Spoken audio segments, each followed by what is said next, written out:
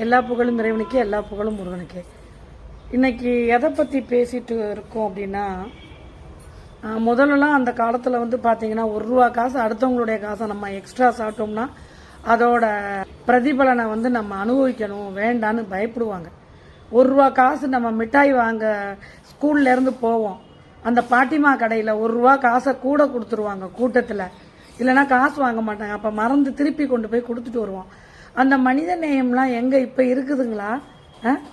ஏன்னா ஒரு வீட்டில் நடந்த விஷயத்த சொல்கிறேங்க. ஒரு பிளம்பர் வேலைக்கு வராங்கன்னு வச்சுக்கோங்களேன். ஒரு நாளைக்கு பிளம்பிங் வேலைக்கு வந்து ஒரு ஆளுக்கு 1000 ரூபாய் அப்படின்னு பேசுகிறாங்க. 2 பேர் வந்தால் 2 பேருக்கு 2000 ரூபாய். ஓகே. அப்போ காலையில் வந்தால் மத்தியானம் சாப்பிட்டுட்டு சாயந்தரம் இருக்கிற வேலை எல்லாமே முடிச்சு கொடுத்துட்டு போகிறதுக்கு தானே நம்ம 2 பேர் பிளம்பிங்க்கு நம்ம பார்க்குறோம். இவங்க என்ன பண்ணுறாங்க, 2 பேர் பிளம்பிங்க்கு வராங்க, 2000 ரூபாய் கேட்குறாங்க. 1 ஹவரில் அந்த வேலையை முடிச்சுட்டு நீ 2 பேருக்கு 2000 ரூபாய் கொடுக்கணும், அப்படி இல்லைன்னா இப்படி கொடுக்கணும். அப்போ நம்ம இந்த ஒரு வேலைக்கு எப்படிங்க 2000 ரூபாய் எல்லாரும் கொடுப்பாங்க? எப்படி கொடுப்பாங்க யோசிச்சு பாருங்க. ஒரு வேலை இருக்குது, அந்த ஒரு வேலைக்கு எவ்வளோன்னு. அதே மாதிரி ஒரு செவரை வந்து ட்ரில் போட்டு வேலை பார்க்குற வேலைன்னா இந்த பிளம்பர்ஸ் பார்க்க மாட்டேங்கிறாங்க, எலக்ட்ரீஷியன் பார்க்க மாட்டேங்கிறாங்க. ஆனால் சின்ன வேலை இருக்குது பாருங்க, அதை பார்த்துட்டு ஒரு 150 ரூபா கொடு, 200 ரூபா கொடு. எனக்கு எங்கள் வீட்டில் ஒரு வயசானவர் ஒருத்தர் பார்த்துக்கிட்டு இருந்தார். ஒரு டியூப்லைட் மாட்டுறதுக்கு 300 ரூபாய், ஃபேனுக்கு 500 ரூபாய் இப்படி வாங்கிட்டு இருந்தார். அவனா வந்து வர்றப்பெல்லாம் சொல்லுவார், என்ன தெரியுங்களா, காசை யாரும் கொடுக்க மாட்டேங்கிறீங்க, வேலை வாங்குறீங்க, இவ்வளோ வேலை பார்க்குறேன் அப்படியே சொல்லிட்டு இருப்பாரு.